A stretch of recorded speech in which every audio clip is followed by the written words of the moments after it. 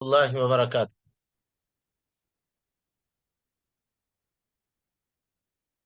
وعلیکم السلام ورحمۃ اللہ وبرکاتہ۔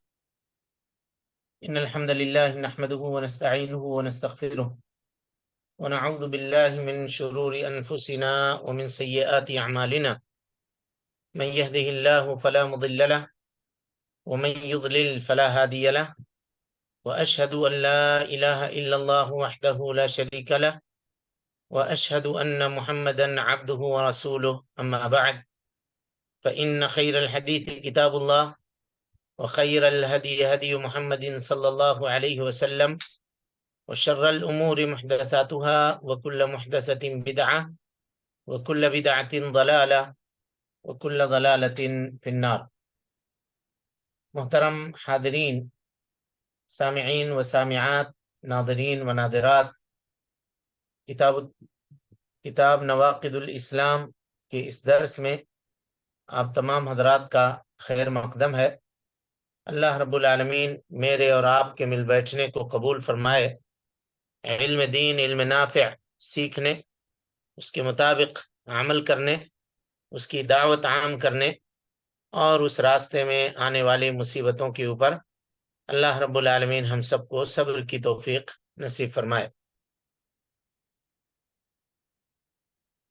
اللہ کے فضل اور اس کے کرم سے یہ کتاب نواقض اسلام میں شیخ الاسلام محمد بن عبد الوہاب رحمۃ اللہ علیہ نے اسلام کے جن نواقض کا تذکرہ کیا ہے، ان نواقض میں سے دوسرے ناقض کی تشریح ہم گزشتہ درس میں آپ کے سامنے کر رہے تھے، اور وہ دوسرا کیا ہے؟ کہتے ہیں من جعل بینہ و بین اللہ وسائط، جو شخص اپنے اور اللہ کے درمیان واسطہ یا وسیلہ بنائے، وَيَسْأَلُهُمْ الشَّفَاعَةَ، اور ان کو پکارے، ان سے شفاعت طلب کرے، وَيَتَوَكَّلْ عَلَيْهِمْ، ان کے اوپر بھروسہ کرے، توکل کرے، تو امت کے علماء کا اس بات کے اوپر اجماع ہے کہ ایسا آدمی کیا ہوگا؟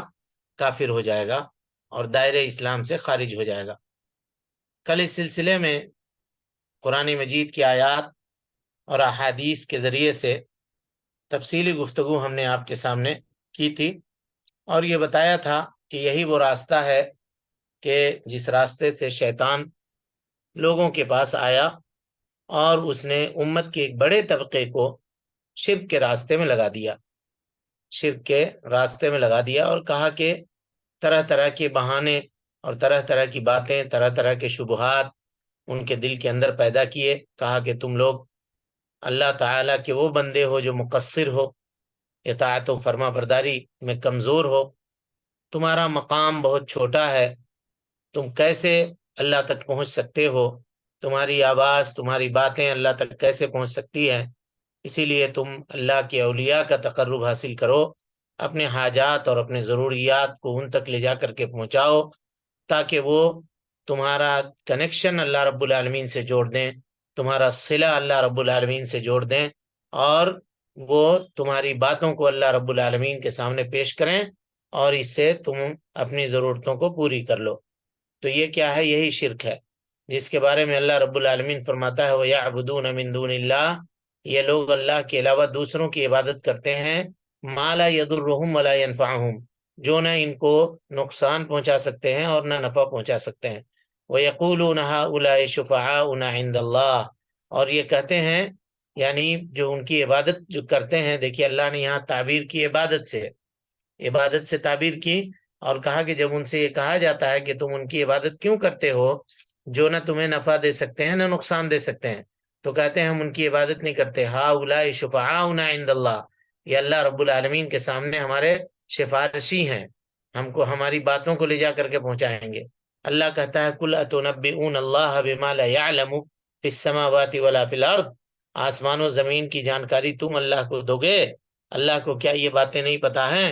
سبحانہ، پاک ہے اللہ رب العالمین ان تمام چیزوں سے جس کو تم اللہ تعالیٰ کا شریک ٹھہراتے ہو، اور بلند ہے اللہ رب العالمین ان چیزوں سے جو کچھ تم شرک کیا کرتے ہو، اس سے اللہ تعالیٰ کیا ہے؟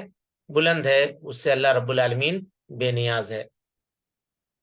شیخ الاسلام علامہ ابن تیمیہ رحمۃ اللہ علیہ اس سلسلے میں فرماتے ہیں، کہتے ہیں من جعل الملائکۃ والانبیاء وسائط یدعوہم، جس نے انبیاء اور فرشتوں کو اپنا سفارشی بنایا، اپنا واسطہ بنایا، اور ان سے وہ دعا کرتا ہے، وَيَتَوَكَّلْ عَلَيْهِمْ، ان کے اوپر بھروسہ کرتا ہے اور اس سے منفعت طلب کرتا ہے، یا اپنے سے نقصان دہ چیزوں کے دور کرنے کا سوال کرتا ہے۔ مثال کے طور پہ کہتا ہے کہ ہمیں روزی دیجیے، ہمیں اولاد دیجیے، یا یہ کہتا ہے ہم بیمار ہیں، ہمیں شفا عطا فرما دیجیے، آپ تو دلوں کے حال کو جانتے ہیں۔ اس طرح کی باتیں اگر کرتا ہے تو چاہے وہ منفعت طلب کرتا ہو یا اپنے سے کسی مضرت اور نقصان دہ چیز کو دور کرنے کا سوال کرتا ہو، یا گناہوں کی معافی مانگتا ہو، یا دلوں کی ہدایت مانگتا ہو، جیسے لوگ کہتے ہیں یا خواجہ یا ولی، بیٹا ہمارا بگڑا ہوا ہے، اس کے دل کو ہدایت دے دیجئے، اس کے دل کو پھیر دیجئے، یا اپنے سے کسی مصیبت کو دور کرنے کا سوال کرتا ہے، یا فقر و فاقہ کے دور کرنے کا سوال کرتا ہے، کہتا ہے کہ ہم فقیر ہیں، محتاج ہیں، آپ بے نیاز ہیں، آپ ہم کو عطا کر دیجئے۔ کسی بھی پیر سے، فقیر سے، فرشتے سے، قبر والے سے، مزار والے سے، کسی سے بھی مانگے تو کہتے ہیں شیخ الاسلام ابن تیمیہ رحمۃ اللہ علیہ فَهُوَ كَافِرٌ بِإِجْمَاعِ الْمُسْلِمِينَ، ایسا آدمی، مسلمانوں کا اس بات کے اوپر اجماع ہے کہ وہ آدمی کافر ہے، وہ آدمی کافر ہے۔ اللہ تعالی قرآن مجید میں فرماتا ہے، اللہ رب العالمین ایسے لوگوں کے بارے میں جو اپنی حاجات، اپنی ضروریات اللہ تعالی کے بندوں کے پاس لے جا کر کے رکھتے ہیں، چاہے وہ ولی ہوں، چاہے پیر ہوں، چاہے فقیر ہوں، ان کے سامنے لے جا کر کے رکھتے ہیں، اور وہ چاہتے ہیں کہ یہ ہمارے سفارشی ہیں۔ ان کے دل کے اندر یہ عقیدہ ہے کہ یہ سب کے سب کیا ہیں؟ ہمارے سفارشی ہیں۔ تو ان کے بارے میں شیخ الاسلام ابن تیمیہ رحمۃ اللہ علیہ بڑے دو ٹوک لفظوں میں کہہ رہے ہیں کہ ایسا کرنے والا آدمی کیا ہے؟ کافر ہے، ایسا کرنے والا آدمی کافر ہے۔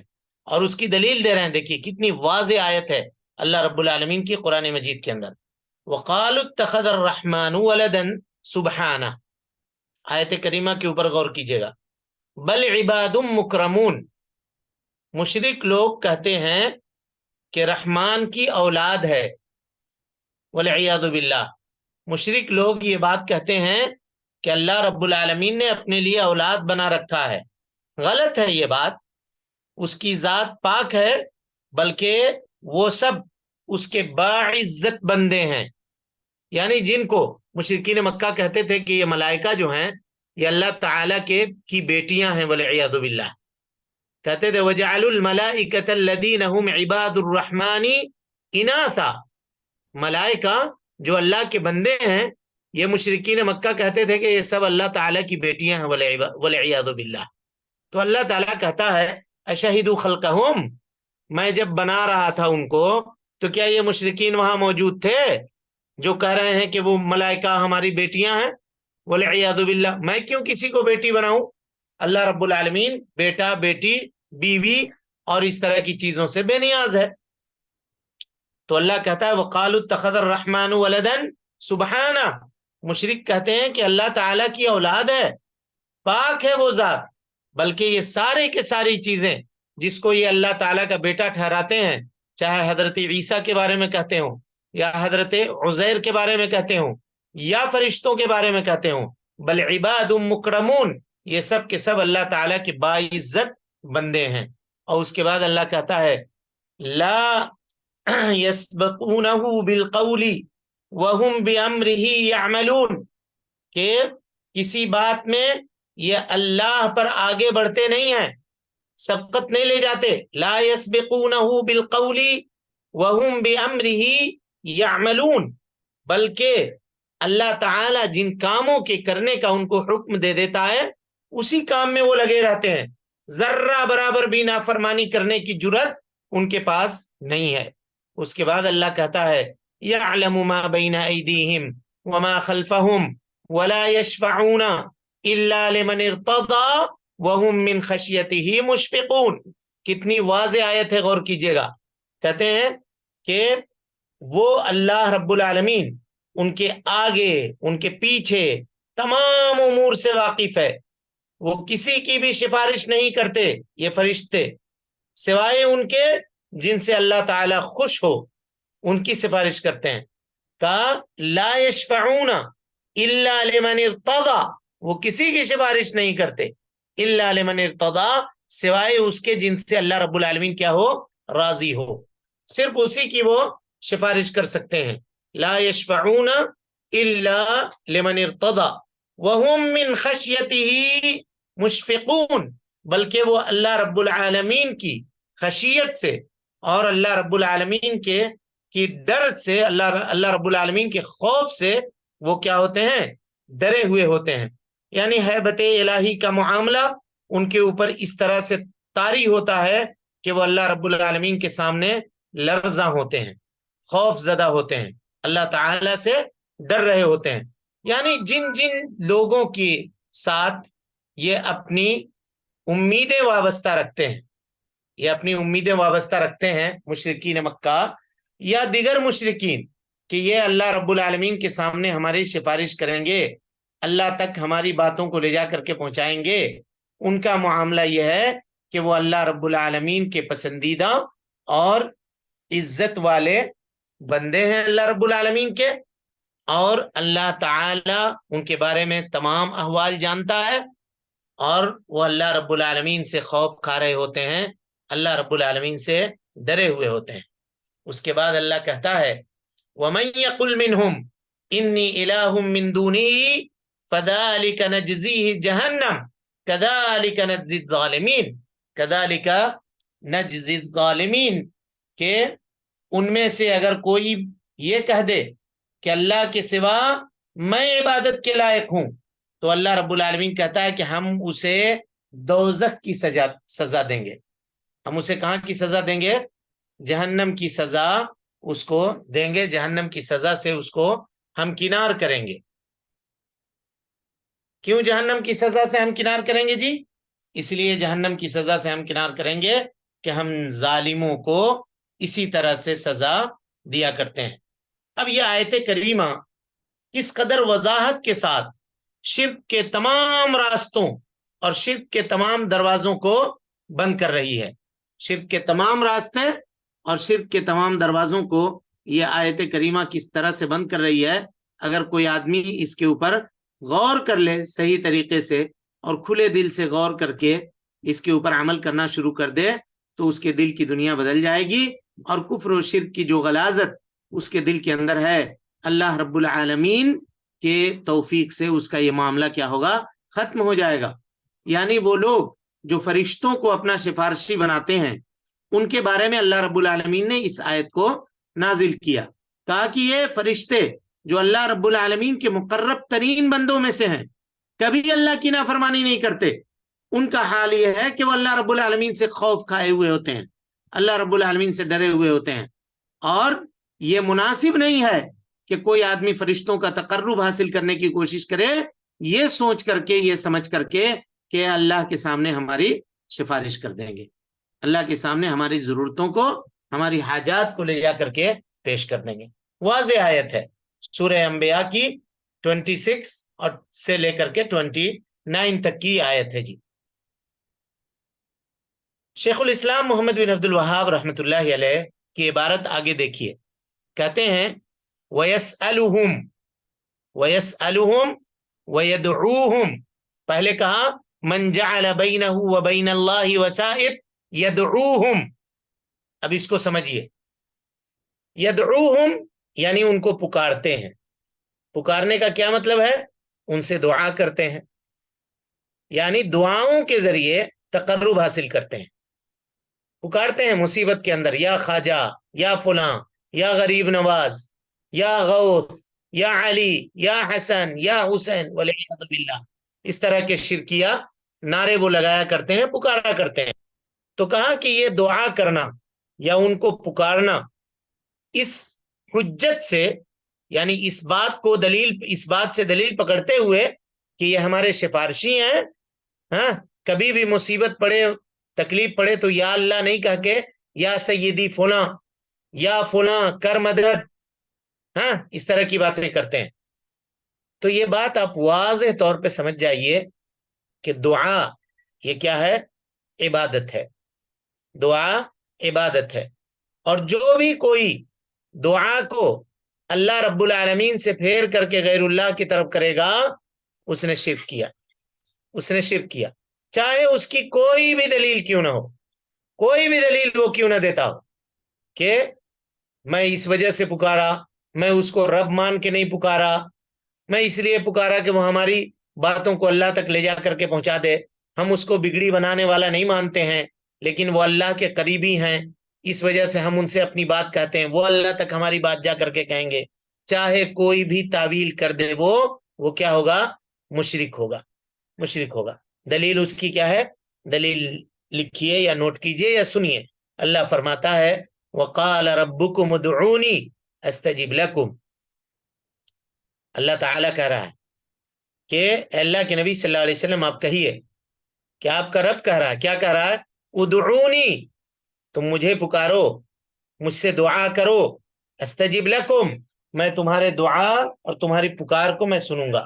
استجب لکم ان الذین یستکبرون عن عبادتی، غور سے آیت کریمہ کو دیکھیے، جو لوگ میری عبادت سے تکبر کرتے ہیں، تو یہاں عبادت کا لفظ استعمال کیا جی، پہلے دعا کا لفظ استعمال کیا وقال ربکم ادعونی، اور اسی دعا کی وضاحت کر رہے ہیں، دیکھیے عبادتی، تو پتہ کیا چلا کہ دعا کیا ہے؟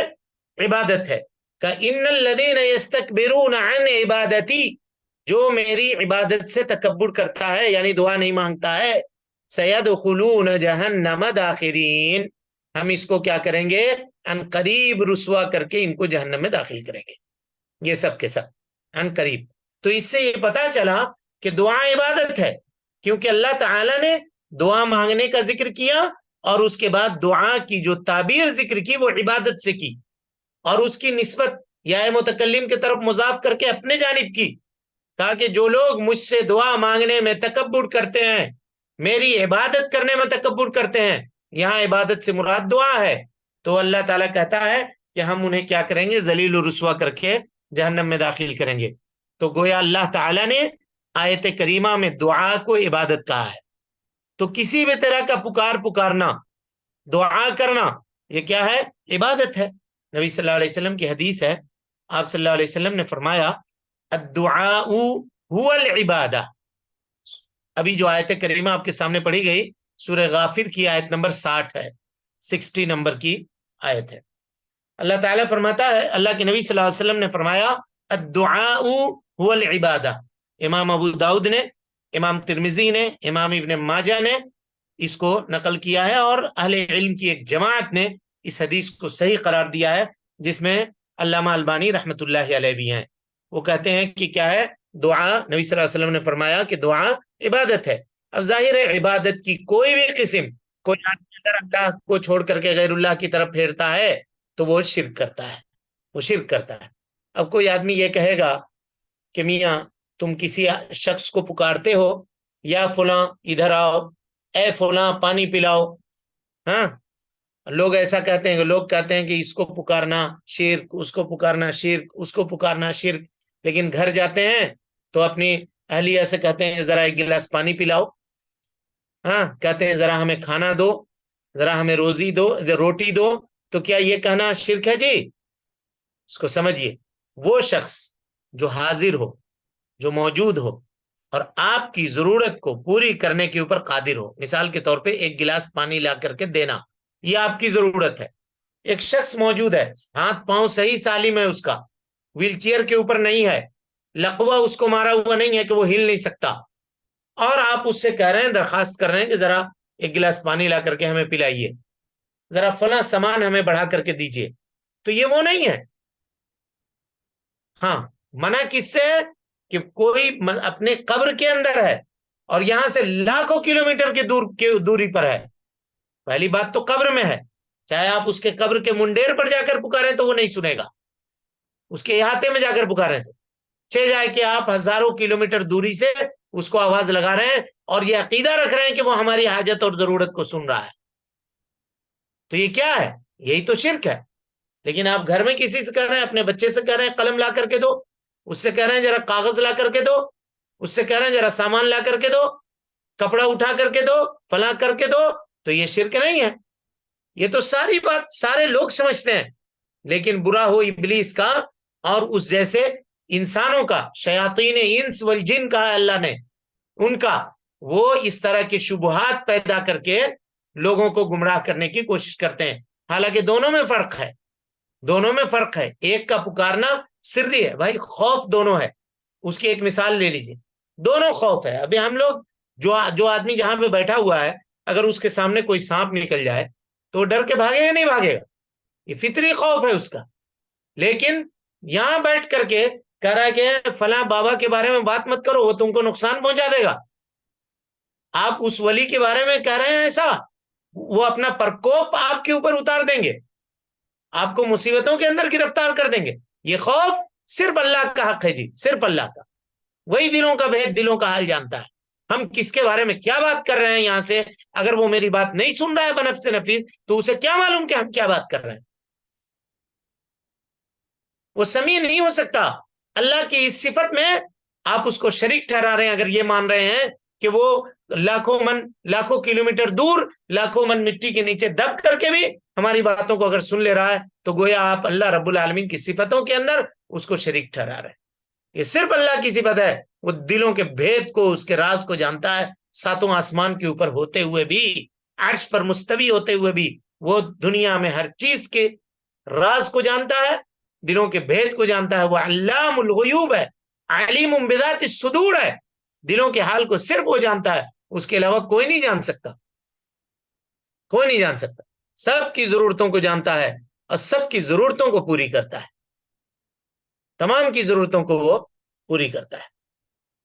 ہاں، اس طرح کی کہانیاں، قصے گڑ گڑ کر کے لوگوں کو قرآن کے اوپر، اس کی آیتوں کے اوپر غور سے سنیے گا، اور احادیث مصطفیٰ صلی اللہ علیہ وسلم کے اوپر یہ دین کھڑا ہے جی، اس کی بنیاد ہے. واقعات کے اوپر نہیں کھڑا ہے، ہاں؟ اور قصے اور کہانیوں کے اوپر اس دین کی بنیاد نہیں ہے. الحمدللہ اس دین کی بنیاد اس چیز کے اوپر ہے جس کے بارے میں اللہ نے فرمایا انا نحن نزلنا الذکر وانا له لحافظون. یہ وہ مضبوط شریعت ہے جس کے ماننے والے ہم اور آپ ہیں، اور جس کو ماننے کے لیے اللہ رب العالمین نے ہمیں اور آپ کو چنا ہے. اس کے لیے ہم جتنا بھی اللہ تعالیٰ کا شکریہ ادا کریں کم ہے. اس کے بعد آئیے اللہ رب العالمین کی اس قول کی وضاحت کے بعد شیخ الاسلام محمد بن عبد الوہاب رحمۃ اللہ علیہ کہتے ہیں وَيَسْأَلُهُمُ الشَّفَاعَةَ، اس سے کیا کرے؟ سفارش طلب کرے، سفارش طلب کرے. شفاعت یہ کس کا حق ہے جی؟ شفاعت یہ محض اللہ رب العالمین کی ملکیت ہے. اللہ تعالی اپنے بندوں میں سے جسے چاہتا ہے یا جسے چاہے گا یہ عطا کرے گا، اس بندے کی تعظیم کے لیے، اس بندے کی تعظیم اور اس کے اکرام. ظاہر ہے جو اللہ رب العالمین کے سامنے سفارش کریں گے وہ محترم ہوں گے اللہ رب العالمین کے نزدیک. اس کے علاوہ کسی سفارش کرنے والے کو سفارش کرنے کی نہ اجازت ہوگی اور نہ اس کی سفارش سے اللہ رب العالمین راضی ہوگا. اللہ تعالیٰ نے اسی کی نفی کر دی کہ وَلَا يَشْفَعُونَ، کوئی سفارش نہیں کرے گا إِلَّا لِمَنِ ارْتَضَى، سوائے اس کے جس سے اللہ راضی ہو. دونوں کے سے راضی ہو جی، جو سفارش کر رہا ہے اس سے بھی اللہ راضی ہونا چاہیے، اور جس کے لیے کی جا رہی ہے اس سے بھی راضی ہونا چاہیے. تو ہم جس سے امید لگا کر کے بیٹھے ہوئے ہیں کہ یہ ہمارے سفارش کر دیں گے، فلاں ولی، فلاں پیر، فلاں بزرگ، اس کے لیے 11ویں، اس کے لیے 12ویں، اس کے لیے رجب، اس کے لیے ربیع الاول کرو تو یہ ہماری سفارش کر دیں گے. کیا ہمارے پاس کوئی ایسی سند ہے کہ اللہ تعالیٰ نے ان بزرگوں کو یہ کہہ رکھا ہے کہ ہم تم سے راضی ہیں؟ بولیے، کوئی سند نہیں ہے. اللہ کی اجازت ان کو ملے گی یا نہیں ملے گی اس کے بارے میں بھی آپ سب کو پتا ہے. یہ حدیث نہیں معلوم ہے؟ میدان محشر میں سارے امتی کھڑے ہوں گے، ہر نبی کی امتی کھڑے ہوں گے، پریشان ہوں گے. وہاں کی تکلیف جھیل رہے ہوں گے. کچھ لوگ نکلیں گے، حضرت آدم علیہ الصلاۃ والسلام کے پاس جائیں گے اور کہیں گے کہ آپ ابو البشر ہیں، انسانیت کے باپ ہیں، آپ کے ذریعے سے اللہ نے دنیا کو بسایا ہے. اب چلیے اللہ سے سفارش کیجئے. کسی کے بارے میں سفارش نہیں ہوگی، وہ صرف یہ ہوگی کہ اللہ سے کہیے کہ وہ انصاف شروع کرے، اللہ سے کہیے کہ لوگوں کا فیصلہ کرے. لوگ میدان محشر میں کھڑے کھڑے پریشان ہیں. حضرت آدم کیا جواب دیں گے؟ چلو میں سفارش کر دوں گا. کہیں گے نہیں، آج کے دن میرا رب ایسا ناراض ہے کہ آج سے پہلے کبھی ناراض نہیں ہوا اور نہ آج کے بعد کبھی ناراض ہوگا. ہم کو بخشو بھیا، ہم سے یہ کام نہیں ہو سکتا ہے. جاؤ دوسرے کے پاس. آئیں گے حضرت موسیٰ علیہ الصلوۃ والسلام کے پاس، کہیں گے سیم کام. حضرت موسیٰ بھی عذر کر دیں گے کہ ہم سے نہیں ہو سکتا ہے. حضرت نوح کے پاس آئیں گے، حضرت نوح کہیں گے کہ ہم سے نہیں ہو سکتا ہے. حضرت عیسیٰ کے پاس آئیں گے، تب حضرت عیسیٰ کہیں گے کہ ہم تو نہیں کر سکتے ہیں، لیکن ایک جگہ بتلاتے ہیں، وہاں جاؤ تو وہاں ہو سکتا ہے تمہارا کام بن جائے. وہ لوگ آئیں گے نبی صلی اللہ علیہ وسلم کے پاس اور کہیں گے کہ آپ سفارش کیجئے. تو آپ صلی اللہ علیہ وسلم کہیں گے انا لہا، میں اس کا حقدار ہوں. اور آپ جائیں گے تو سیدھے سفارش کر دیں گے؟ نہیں، عرش کے سامنے سجدہ ریز ہو جائیں گے، جھک جائیں گے اللہ کے حضور اور سجدے میں گر پڑیں گے اور تعریف بیان کریں گے، اللہ کی حمد و ثنا بیان کریں گے. نبی صلی اللہ علیہ وسلم نے فرمایا ایسے ایسے لفظوں کے ذریعے سے اللہ تعالیٰ کی حمد و ثنا ہم بیان کریں گے کہ اسی وقت اللہ رب العالمین نے وہ چیزیں ہم کو سکھلائی ہوں گی. آج تک حمد و ثنا کی وہ جو الفاظ ہیں وہ کسی کو معلوم نہیں ہے. نبی صلی اللہ علیہ وسلم کہتے ہیں خود ہمیں معلوم نہیں ہے، اللہ تعالیٰ اسی وقت میرے دل میں ڈالے گا اور اس کے ذریعے سے ہم حمد و ثنا کریں گے. پھر جب تک اللہ چاہے گا ہم سجدے میں رہیں گے، پھر اللہ حکم دے گا کہ اے محمد سر اٹھائیے، مانگیے، کیا سفارش کرتے ہیں بولیے، آپ کی بات سنی جائے گی، آپ کی سفارش قبول کی جائے گی. تب کہیں گے نبی صلی اللہ علیہ وسلم کہ اے اللہ یہ لوگ پریشان ہیں، انسانیت تکلیف میں ہے، اے اللہ رب العالمین لوگوں کا فیصلہ کیجئے. تب اس کے بعد کا معاملہ ہوگا وجاء ربک والملک صفا صفا، فرشتے صف در صف باندھ کر کے آئیں گے اور اللہ رب العالمین پھر عدل و انصاف کا معاملہ شروع کرے گا، لوگوں کا حساب و کتاب پھر یہاں سے لینا شروع کرے گا. یہ سب آپ جانتے ہیں. اس کے باوجود لوگ کیسے ان کہانیوں میں چلے جاتے ہیں کہ بڑے بڑے جلیل قدر انبیاء سفارش کرنے سے انکار کر رہے ہیں کہ آج ہماری طاقت نہیں ہے کہ اللہ رب العالمین کے سامنے ہم کچھ کر سکیں. یوم یقوم الروح والملائکۃ صفا لا يتکلمون الا من اذن له الرحمن وقال صوابا. اللہ نے صاف کہا یوم یقوم الروح، جبرائیل امین، والملائکہ، فرشتے صف در صف لگا کر کے کھڑے ہوں گے. لا يتکلمون، ایک پتا نہیں کھڑکے گا، کسی کو بولنے کی جرت اور ہمت نہیں ہوگی، سب کی زبانوں کے اوپر تالے لگے پڑے ہوں گے، کوئی زبان نہیں ہلائے گا اللہ رب العالمین کے سامنے. ایسا منظر ہوگا، وہ چوں سے چاں کی آواز نہیں آ رہی ہوگی، پن ڈراپ سائلنٹ ہوگا معاملہ. لا يتکلمون الا من اذن له الرحمن، سوائے اس کے جس کو اللہ رب العالمین اجازت دے دے. وقال صوابا، اور وہ سچ صحیح بات کہے. ایسا نہیں ہے کہ جو چاہے جو من آئے وہ کہہ دے. کہاں سے لوگ یہ کہانیاں سناتے ہیں کہ ہم فلاں کے دامن میں لٹک کے چلے جائیں گے، ہم اس کے دامن سے جھول جائیں گے، ہم کو ان کے دامن کو پکڑ کے ہم جنت میں چلے جائیں گے. ہاں، یہ سب قصے اور کہانیاں ہیں. خدا را ان چیزوں کے اوپر عمل کرنا چھوڑیے. کتاب و سنت کی واضح آیات اور واضح دلائل جو ہیں ان کے مطابق عمل کرنے کی کوشش کیجیے، ان کے مطابق عمل کرنے کی کوشش کیجیے. تو بات چل رہی تھی کہ ولا تنفع الشفاعۃ احد الا باذن اللہ ورضاہ. شیخ الاسلام کہتے ہیں کہ کوئی بھی سفارش نہیں کر سکتا ہے، جی کوئی نہیں کر سکتا سوائے اس کے جس کو اللہ تعالیٰ اجازت دے اور اس سے راضی ہو، اس سے راضی ہو. تو کیا اللہ تعالیٰ کسی مشرک سے راضی ہوگا؟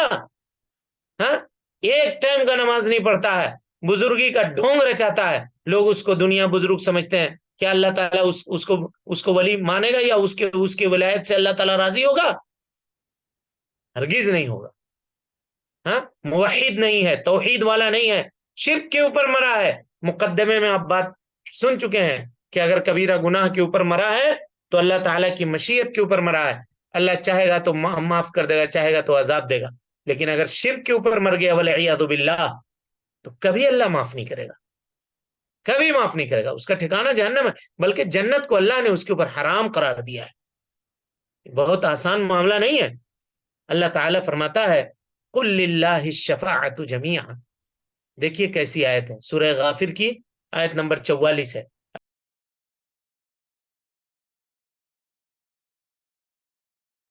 نبی جناب محمد رسول اللہ کہیے ہر طرح کی سفارش، ہر طرح کی شفاعت اس کا مالک کون ہے؟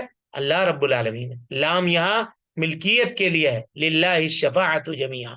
کسی کے لیے یہ روا نہیں ہے اور کسی کی یہ ملکیت نہیں ہے کہ وہ اللہ رب العالمین کے سامنے سفارش کرے. جی چاہے فضل کے اندر، مرتبے کے اندر، مقام کے اندر کتنا بڑا ہوا کیوں نہ ہو، ہاں اس کو اس میں کوئی دخل نہیں ہے، کوئی دخل نہیں. اس میں انٹرفیئر کرنے کا کوئی راستہ اس کے لیے ہے ہی نہیں. یہ صرف اللہ رب العالمین کا حق ہے. ہاں اللہ جس کو چاہے گا اپنے بندوں سے اجازت، اپنے بندوں کو اجازت دے گا، اور اس کو اجازت دے گا جس سے اللہ راضی ہو اور جس کے لیے سفارش کی جا رہی ہے اس سے راضی ہو، دونوں سے راضی ہو. آگے اس کے بعد اللہ فرماتا ہے وَلَا يَمْلِكُ الَّذِينَ يَدْعُونَ مِن دُونِهِ الشَّفَاعَةَ. غور سے آیت کو سنیے گا. إِلَّا مَنْ شَهِدَ بِالْحَقِّ وَهُمْ يَعْلَمُونَ وَلَا يَمْلِكُ الَّذِينَ يَدْعُونَ مِن دُونِهِ الشَّفَاعَةَ.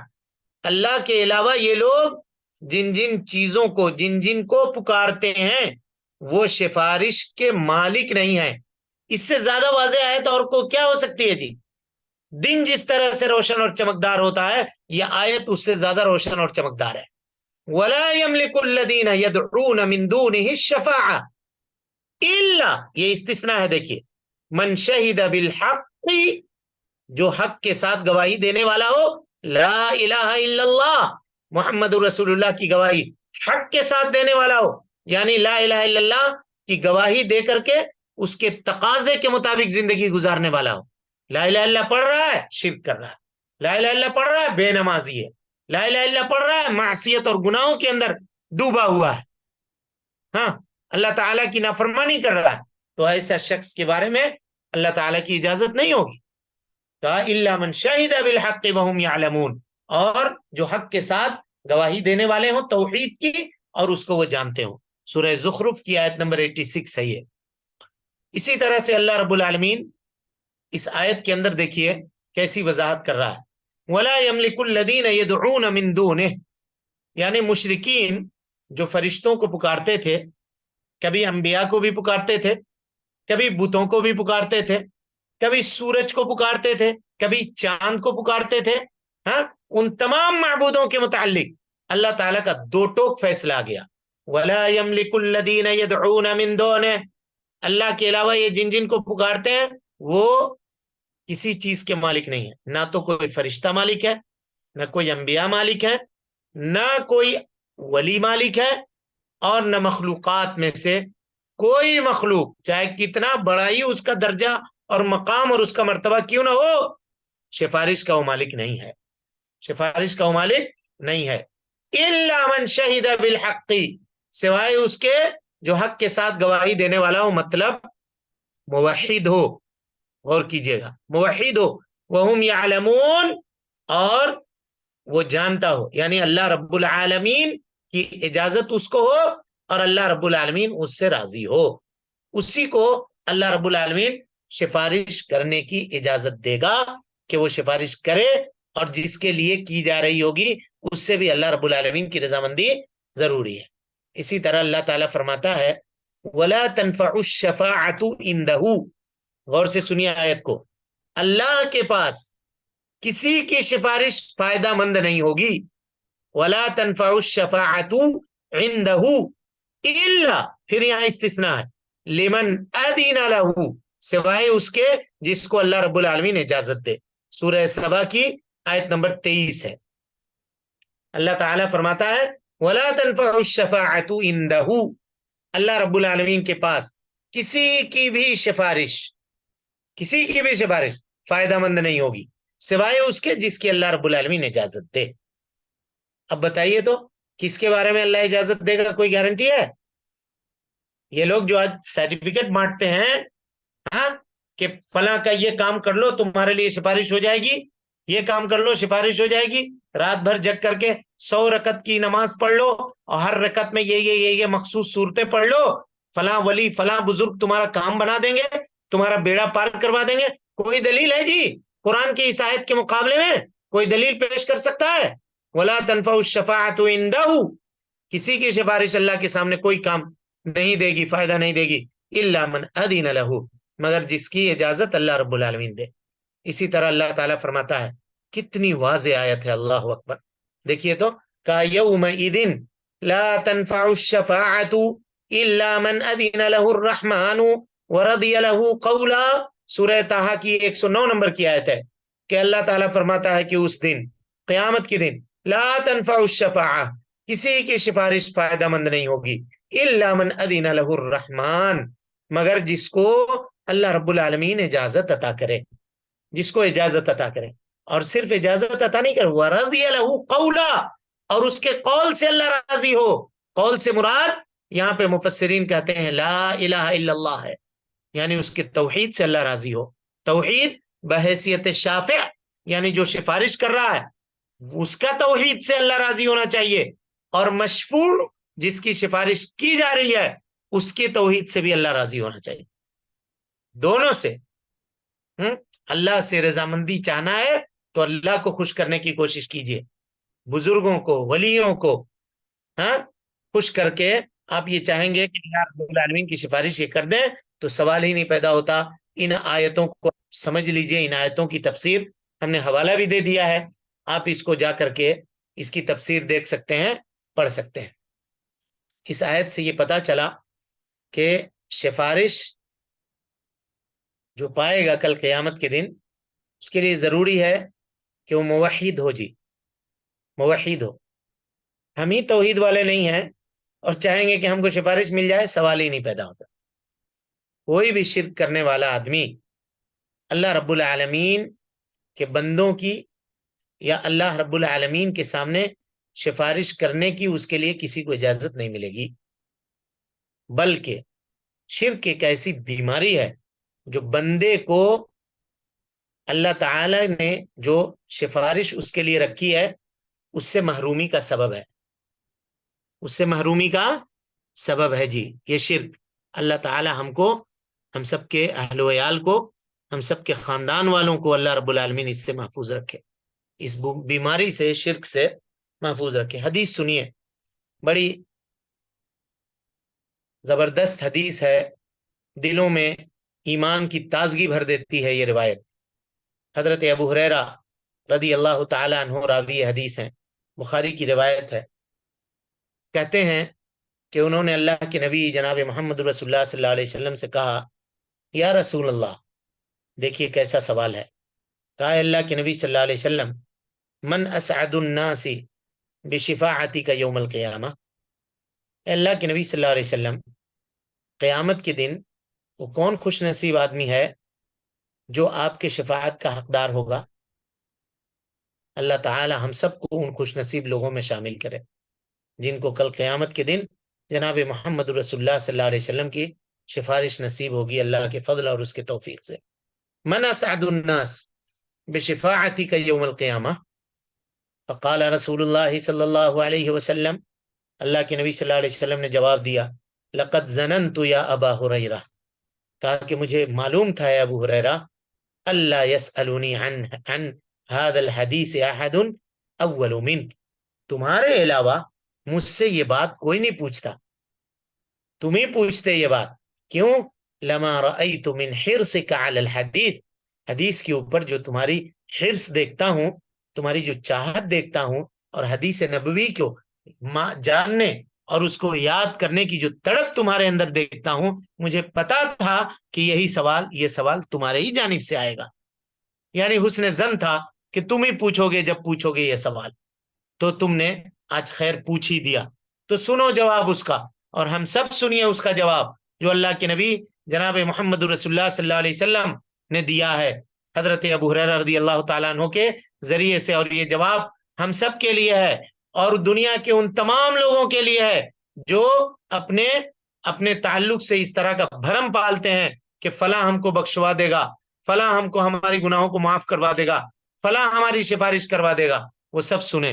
کا اسعد الناس بشفاعتی یوم القیامہ، کا ابو ہریرہ میرے شفاعت کے حقدار قیامت کے دن وہ لوگ ہوں گے، من قال لا الہ الا اللہ، جو لا الہ الا اللہ کہنے والے ہوں، خالصا من قلبہ، خالص دل سے، یعنی شرک کا کوئی شائبہ نہیں ہو ان کی زندگی کے اندر، لا الہ الا اللہ کی تفسیر ان کی پوری زندگی ہو، زندگی میں کبھی بھی انہوں نے شرک نہیں کیا ہو جانتے بوجھتے، اور شرک اگر کیا ہو تو اللہ تعالیٰ سے توبہ اور استغفار کیا ہو، شرک کے اوپر ان کی موت نہیں ہوئی ہو،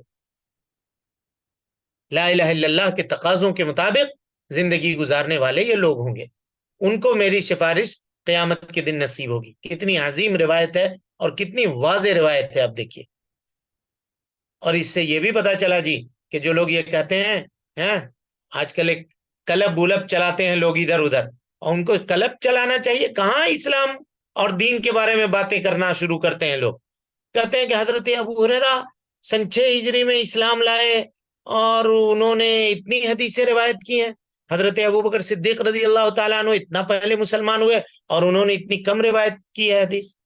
ان کو جواب ہے، جناب محمد رسول اللہ صلی اللہ علیہ وسلم کی جانب سے جواب ہے. سنیں جواب، وہ سنیں جواب. کیا ہے جواب؟ اللہ کے نبی صلی اللہ علیہ وسلم نے کہا، اس اعتراض کا جواب دیا، کہا کہ اے ابو ہریرہ، حدیث کے بارے میں تمہاری جو تڑپ ہے، تمہاری جو تڑپ ہے، جو میں نے دیکھا ہے تمہارے اندر، حدیث کی چاہت، حدیث سے لگاؤ، حدیث سے محبت، حدیث کو یاد کرنے کا جذبہ، وہ کسی دوسرے کے پاس نہیں ہے. یہ گواہی کس کی جانب سے ہے جی؟ نبی صلی اللہ علیہ وسلم کی جانب سے ہے. یہ رد ہے ان لوگوں کے اوپر جو حضرت ابو ہریرہ رضی اللہ تعالیٰ عنہ کے بارے میں یہ کہتے ہیں کہ بعد میں مسلمان ہو کر کے اتنی روایت کیسے کرتے ہیں، اتنی کثرت سے روایتیں ان کی کیسے موجود ہے. آپ نے رد کیا ان کے اوپر کہ نہیں، حضرت ابو ہریرہ حدیثوں کے بارے میں زیادہ جانکاری حاصل کرنے والے تھے، نبی صلی اللہ علیہ وسلم سے چمٹے رہتے تھے. اور خود ابو ہریرہ کہتے ہیں کہ لوگ اپنے کھیتوں میں چلے جاتے تھے، لوگ اپنے کھلیان میں چلے جاتے تھے، کوئی سوق بازار میں چلا جاتا تھا کاروبار کرنے کے لیے، کوئی تجارت کرنے کے لیے، میں مسجد نبی میں پڑا رہتا تھا بھوکا پیاسا، اللہ کے نبی صلی اللہ علیہ وسلم سے چمٹا رہتا تھا اور ان کی حدیثوں کو یاد کرتا رہتا تھا. کبھی کبھی 2 شام 3 شام کھانا نہیں ملتا تھا، نماز میں کھڑا ہوتا چکرا کر کے نیچے گر جاتا تھا بھوک کے مارے. لوگ لا کر کے جوتے سنگھاتے تھے کہ ابو ہریرہ کو مرگی آ گئی ہے. حضرت ابو ہریرہ کہتے ہیں قسم خدا کی مجھے مرگی کی بیماری نہیں تھی، بھوک تھی، پیٹ خالی ہونے کی وجہ سے چکرا جاتا تھا اور چکرا کر کے گر پڑتا تھا. کبھی بھوک کے مارے مسجد سے باہر نکل جاتا، لوگوں کے چہروں کی طرف دیکھ دیکھ کر کے سلام کہتا، کھل کے نہیں کہتا تھا، کھانے کا وقت ہے سلام کہتا، کسی سے کوئی آیت پوچھتا. آپ کو روایت معلوم ہوگی، حضرت ابو ہریرہ کہتے ہیں کہ ایک مرتبہ میں باہر نکلا، تیز بھوک لگی ہوئی تھی، حضرت ابو بکر صدیق رضی اللہ تعالیٰ عنہ کو آتے ہوئے دیکھا، تو کہا کہ ابو بکر صدیق ذرا رکیے، آپ سے ایک کام ہے. کہا کیا کام ہے؟ کہا اس آیت کا معنی ذرا بتا دیجئے. تو حضرت ابو ہریرہ کہتے ہیں کہ اس سے بہتر میں اس آیت کا معنی اور مفہوم جانتا تھا، لیکن کیا کرتا، بات کرنا چاہ رہا تھا کہ کہیں بات کریں گے تو کھانے کا وقت ہے، کہیں یہ کہہ دیں کہ چلو ابو ہریرہ ساتھ میں گھر چلو. لیکن حضرت ابو بکر صدیق رضی اللہ تعالیٰ عنہ نے معنی بتلایا اور آپ چلتے بنے. حضرت عمر رضی اللہ تعالیٰ عنہ آئے، ان سے بھی ویسی آیت بیان کر کے معنی پوچھا، انہوں نے بھی بتلایا اور نکل لیا، آگے بڑھ گئے وہ رضی اللہ عنہم اجمعین. اس کے بعد اللہ کے نبی صلی اللہ علیہ وسلم آئے اور آپ نے معنی بھی بتلایا اور پھر حضرت ابو ہریرہ کو ساتھ لے کر گئے اور ان کو کھانا بھی کھلایا. تو یہ معاملہ ہے حضرت ابو ہریرہ کا. اب آج کل کے لوگ یہ چند اردو کی کتابیں پڑھ کے 2-4 انگریزی بول کر کے وہ کہتے ہیں کہ ابو ہریرہ کو حدیثیں کہاں معلوم تھی، اتنی روایتیں وہ کیسے کرتے ہیں؟ نبی کی گواہی ہے ان کے بارے میں، سمجھ رہے ہیں؟ تو ایسے لوگوں کو سنیے بھی نہیں، ایسے لوگوں کی طرف جائیے بھی نہیں. علم کوٹ پینٹ پہن کر کے دینے والے کا نام نہیں ہے جی، جو 2-4 لفظیں بنا کر کے سنوار کر کے انگلش کی آپ کو بتا دیا اور یہ ہے اور یہ ٹائم مشین ہے اور یہ فلاں ہے اور یہ فلاں ہے. یہ لوگ دین کے بارے میں خود نہیں جانتے، یہ دوسروں کو کیا بتائیں گے؟ فاقد الشیء لا یعطی، جس کے پاس کوئی چیز نہیں ہوتا وہ دوسروں کو کیا دے گا؟ علم کے یہ فقیر ہیں، ان کے پاس علم کا کوئی حصہ موجود نہیں ہے، ان کو کیا معلوم؟ قرآن کی آیتوں تک صحیح تک نہیں، قرآن کی آیت صحیح سے نہیں پڑھنا جانتے، ان کو کیا پتا ہے؟ لہذا ایسے لوگوں سے دور بھاگیے، اور یہ جو اعتراضات کرتے ہیں نا، اس اعتراض کا کوئی حقیقت نہیں ہے، جیسا کہ ہم نے یہ واضح کیا اس کے بعد دیکھیے جی، ہاں، حضرت ابو ہریرہ رضی اللہ تعالی عنہ کے جانب سے اللہ کے نبی صلی اللہ علیہ وسلم نے یہ جواب دیا اور یہ بتلایا بھی کہ اس سوال عظیم کو امت تک پہنچانے کا بیڑا ابو ہریرہ تم ہی اٹھاؤ گے، تمہارے علاوہ کوئی نہیں اٹھا سکتا۔ اب یہ سوال اگر نہ پوچھتے تو یہ حدیث ہم کو کیسے پتا چلتی؟ اس امت کو جہاں اللہ کے نبی صلی اللہ علیہ وسلم کا احسان مند ہونا چاہیے، وہاں ان جیسے نبی صلی اللہ علیہ وسلم کے شاگردوں کا، جو صحابہ کرام کہلاتے ہیں، ان کا احسان مند ہونا چاہیے، جنہوں نے ان حدیثوں کو یاد کیا اور ہم تک پہنچایا جی، صحیح سالم ہم تک پہنچایا ان حدیثوں کو۔ ہاں، اسعد الناس بشفاعتی یوم القیامہ، اے ابو ہریرہ، میرے شفاعت کا سب سے زیادہ حقدار قیامت کے دن وہ شخص ہوگا من قال لا الہ الا اللہ خالصا من قلبہ او نفسہ، یعنی جو آدمی موحد ہو اسی کو سفارش ملے گی۔ دوسری حدیث میں نبی صلی اللہ علیہ وسلم نے فرمایا، بس بات کو ختم کرتے ہیں، قال لکل نبی دعوت مستجابہ، ہر نبی کو ایک دعا ایسی ملتی ہے کہ وہ دعا اللہ رب العالمین اس کی اگر وہ مانگے تو اللہ اس کی دعا قبول کر لے۔ ایک چانس اللہ تعالی ہر نبی کو ایسی عطا کرتا ہے کہ جو مانگنا ہے مانگو، ہم تمہاری پکار سنیں گے، تمہاری دعا قبول کریں گے۔ نبی صلی اللہ علیہ وسلم فرماتے ہیں فتعجل کل نبی دعوتہ، ہر نبی نے اپنی اس دعا کے بارے میں جلدی کر دی، انہوں نے دنیا میں مانگ لی۔ وَإِنِّي اخْتَبَأْتُ دَعْوَتِي، کہا میں نے اپنی وہ دعا یوز نہیں کی ہے، اس کو بچا کر کے رکھا ہے۔ اللہ اکبر، شفاعۃ لأمتی یوم القیامہ، قیامت کے دن میں اپنے امت کے لیے سفارش کروں گا اللہ رب العالمین کے سامنے۔ فَهِيَ نَائِلَةٌ انشاءاللہ، اور یہ سفارش ہر اس شخص کو ملے گی اگر اللہ چاہے تو۔ دیکھیے یہاں بھی نبی صلی اللہ علیہ وسلم یہ نہیں کہہ رہے ہیں کہ ملے گی، انشاءاللہ کہہ رہے ہیں اگر اللہ چاہے تو، اللہ چاہے تو۔ میں نے دعا بچا کے رکھی ہے۔ دیکھیے معاملے کی نزاکت کو سمجھیے، علم جانیے کیسا، کہا فَهِيَ نَائِلَةٌ، یہ ملے گی، ہر کسی کو ملے گی۔ کس کو ملے گی؟ انشاءاللہ، جس کے لیے اللہ تعالیٰ چاہے گا۔ اور وہ کون ہوگا؟ من مات من امتی، جو میرے امت کا کوئی آدمی اس حال میں مرے لا یشرک باللہ شیئا، اللہ رب العالمین کے ساتھ وہ کسی کو شریک نہ ٹھہراتا ہو۔ مشرک کو نہیں ملے گی، مشرک کو نہیں ملے گی، یہ ایک دم کلیئر کٹ واضح دو ٹوک بات ہے، اس کو لکھ لیجئے، دو ٹوک بات ہے، مشرک کو نہیں ملے گی۔ کیسی زبردست روایت ہے، غور کیجئے، لکل نبی دعوت مستجابہ، مسلم کی روایت، فتعجل کل نبی دعوتہ، ہر نبی نے اپنی دعا کر لی دنیا میں نے اس کو چھپا کر کے بچا کر کے رکھا ہے، قیامت کے دن اس دعا کے ذریعے سے سفارش کروں گا اللہ کے سامنے، اور اللہ نے چاہا تو میری امت کے ہر اس شخص کو یہ سفارش میری پہنچے گی جو میری امت کا اس حال میں مرے کہ اللہ کے ساتھ شریک نہ کرتا ہوں۔ اے اللہ تعالیٰ سے ہم اپنے لیے، آپ سب کے لیے، ہم سب کے والدین کے لیے، ہم سب کے اہل و عیال کے لیے یہ دعا کرتے ہیں کہ اللہ تعالیٰ مرتے دم تک توحید کے اوپر قائم رکھے، اور کبھی بھی شرک کے قریب اللہ رب العالمین ہم کو جانے کی توفیق نہ دے، کبھی بھی اللہ رب العالمین شرک میں ملوث نہ کرے۔ اللہ تعالی ہم سب کے دلوں میں توحید سے محبت ڈال دے، توحید کی محبت پیدا کر دے، اور اے اللہ جس طرح سے آگ سے کسی کو نفرت ہے، ہاں اے اللہ اس طرح سے ہم لوگوں کو دلوں کو، اے اللہ رب العالمین ہم لوگوں کے دلوں میں شرک کی نفرت ڈال دے آگ سے زیادہ، اور جس طرح سے اللہ پیاسے کو ٹھنڈے پانی سے محبت ہوتی ہے اس سے کہیں زیادہ اللہ رب العالمین توحید سے تو ہم سب کے دلوں میں محبت پیدا کر دے۔ آمین۔ اقول قولی ھذا واستغفر اللہ لی ولکم ولسائر المسلمین من کل ذنب وخطیئۃ فاستغفروہ انہ کان للأوابین غفورا۔ والسلام علیکم ورحمۃ اللہ وبرکاتہ۔ سوال آج